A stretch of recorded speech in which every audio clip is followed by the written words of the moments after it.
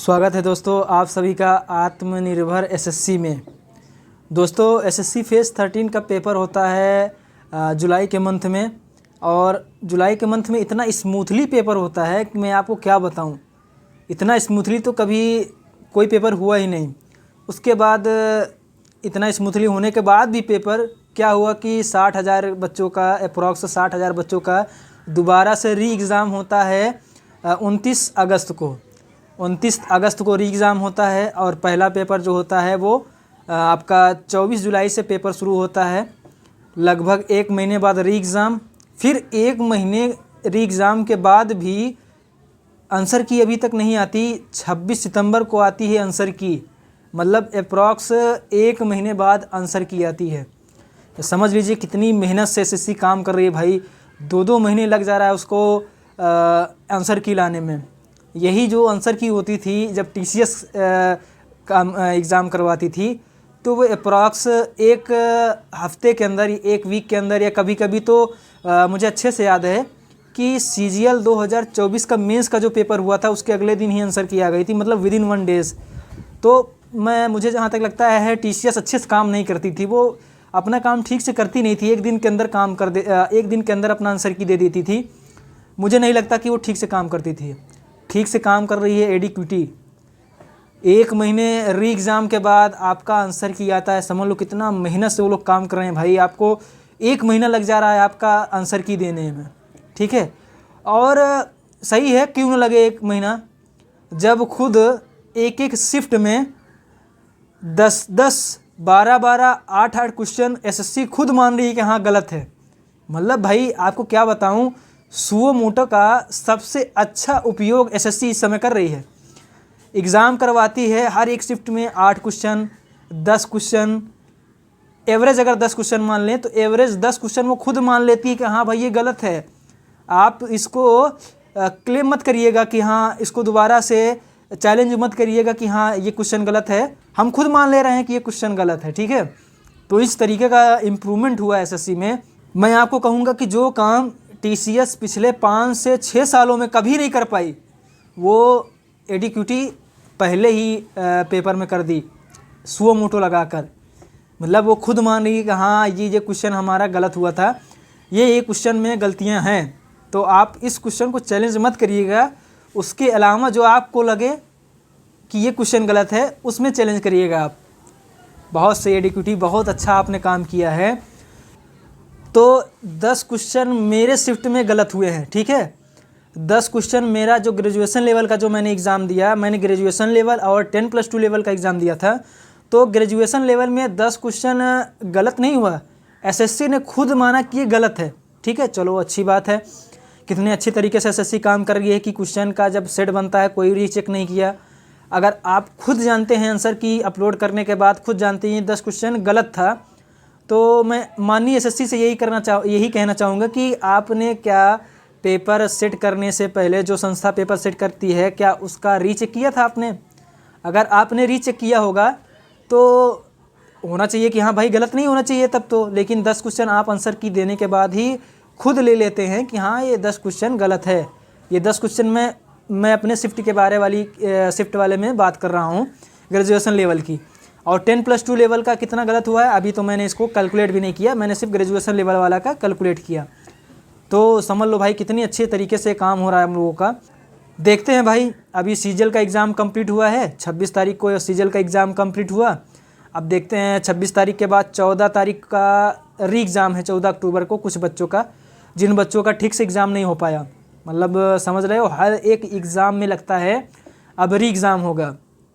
ये मैं आपको बताना चाहता हूँ। ये बताइए कभी टीसीएस में री एग्ज़ाम होता था? कभी नहीं। टीसीएस इतना बेकार था कि वो री एग्ज़ाम करवाता ही नहीं था भाई। बाकी एडीक्यूटी इतनी अच्छी हो गई कि आपका री एग्ज़ाम का मौका दे रही है। फेज़ 13 में आपका री एग्ज़ाम का मौका मिल रहा है, सीजीएल में री एग्ज़ाम का मौका मिल रहा है। अब इससे अच्छा क्या चाहिए? हाँ बताओ, इतना अच्छा सब कुछ चल रहा है, आपका री एग्ज़ाम का मौका दे रही है।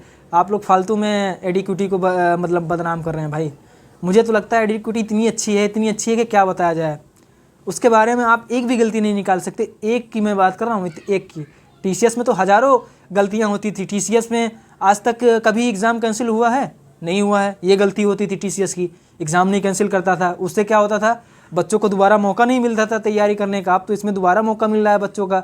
मेंटली इतने अच्छे हो गए हैं बच्चे, मेंटल स्टेट कैंडिडेट का इतना अच्छा हो गया है कि वो दिन रात लगातार 24 घंटे में 24 घंटा पढ़ाई कर रहे हैं।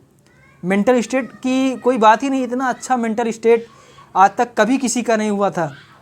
टीसीएस एग्ज़ाम कैंसिल करवाती नहीं थी, टीसीएस खुद से ये नहीं मानती थी कि हाँ 10 क्वेश्चन मेरा शिफ्ट में इस वाले शिफ्ट में गलत है। एडिक्विटी इतनी अच्छी है भाई, वो खुद मान ले रही है, आपका पैसा बचा रही है। ठीक है, इस तरीके की अच्छाइयाँ हैं एडिक्विटी में। फालतू में आप लोग एडिक्विटी को बदनाम कर रहे हैं भाई, इतनी अच्छी अच्छाइयाँ हैं। और बताइए, आज तक टीसीएस ने कभी कहा एग्ज़ाम सेंटर पर पहुँचने के बाद कि आपका एग्ज़ाम सेंटर टेक्निकल ग्लिच के कारण, एडमिनिस्ट्रेटिव रीजन के कारण, पावर के कारण कैंसिल हो गया है? एडिक्विटी तो ये सब बता करके आपको कम से कम दूसरा मौका तो दे रही है। आप 500 किलोमीटर चल के आए हैं, आपको दोबारा मौका देगी कि आप 500 किलोमीटर फिर चल के जाइए घर पे अपने, और फिर मौका आपको दिया जाता है पढ़ने का। आप फिर से जाइए, पढ़ाई करिए, फिर से री एग्ज़ाम दीजिए। ठीक है, ये सब बातें हैं, बहुत ही अच्छी बातें हैं एडिक्विटी की। हम लोग का मेंटल स्टेट इतना सूद हो गया है, इतना सीरीन हो गया है, मैं आपको क्या बताऊँ। एकदम मस्त से मज़ा मिल रहा है एसएससी का एग्ज़ाम देने में।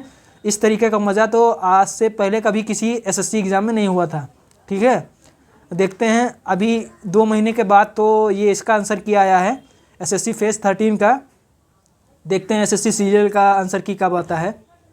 यही आंसर की का एग्ज़ाम रहेगा, आंसर की का इंतज़ार रहेगा एसएससी सीजीएल का।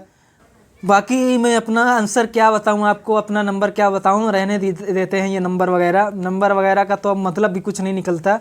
नंबर ठीक ही ठाक है, लेकिन कोई मतलब निकलने वाला नहीं है। 10-10 क्वेश्चन जब एक शिफ्ट में गलत हो रहा है, 20 नंबर हर किसी का बढ़ जाएगा। आप देखते हैं कि हर किसी का बढ़ाएंगे 20 नंबर कि वो 10 क्वेश्चन घटा करके 90 क्वेश्चन मान लेंगे। अब ये तो एसएससी पर ही डिपेंड करता है किस तरीके से करते हैं। बाकी हम लोग इतना अच्छे से दे रहे हैं एसएससी का एग्ज़ाम कि इससे पहले आज तक कभी हमने इतनी अच्छे से एसएससी का एग्ज़ाम दिया ही नहीं है। ठीक है, अब मिलते हैं अगले एसएससी के एग्ज़ाम में, जो कि सुनाई दे रहा है कि सीएचएसएल का एग्ज़ाम होने वाला है अक्टूबर के 4th वीक में। तो उसमें भी ऐसे ही इसी तरीके से अच्छाइयाँ हमको देखने के मिलेगी। हम जाएंगे, हो सकता है उसके बाद हमको ये बोर्ड पर ये लिखा हुआ मिलेगा, नोटिस बोर्ड पे, कि आपका एग्ज़ाम कैंसिल हो गया है। बहुत ही अच्छे तरीके से कैंसिल हो गया है। आप फिर जाइए अपने घर, वहाँ पर 1 वीक, 1 हफ्ते, 15 दिन तैयारी करिए, आपको फिर से दोबारा मौका मिलेगा। आप डिस्टर्ब मत होइए, आप एकदम मेंटली रिलैक्स रहिए, एकदम अच्छे से पढ़ाई करिए और एग्ज़ाम फिर से आपका होगा। ठीक है, तो इस तरीके से बातें थी। ये बातें मैं आपको रखने के लिए अपना ये वीडियो आज बनाया था। दोस्तों, आशा करते हैं कि कुछ अच्छा होगा आगे, देखते हैं, आशा ही कर सकते हैं। होपफुली अच्छा हो, सबकी कामना यही है, ठीक से एग्ज़ाम देने को मिले हम लोगों को कैंडिडेट का जो एस्पिरेंट का जो मेंटल स्टेट है इस समय कितना अच्छा है, अच्छा समझ रहे हैं ना, मतलब कितना अच्छा है, कितना स्मूथ है। हो सकता है आप समझ रहे हो मेरी बातों को कि हम लोग लगातार पढ़ाई कर रहे हैं विदाउट एनी डिस्टर्बेंस। ठीक है, पढ़ाई के अलावा हमारा माइंड डिस्ट्रैक्ट हो ही नहीं रहा है, कहीं पर हमारा माइंड नहीं जा रहा है। कोई भी वीडियो हम देख रहे हैं, 1% भी हमारा माइंड सेट डिस्टर्ब नहीं हो रहा है। देखते हैं आगे क्या होता है भाई, मिलते हैं अगले वीडियो में। तब तक के लिए बहुत बहुत धन्यवाद आपका।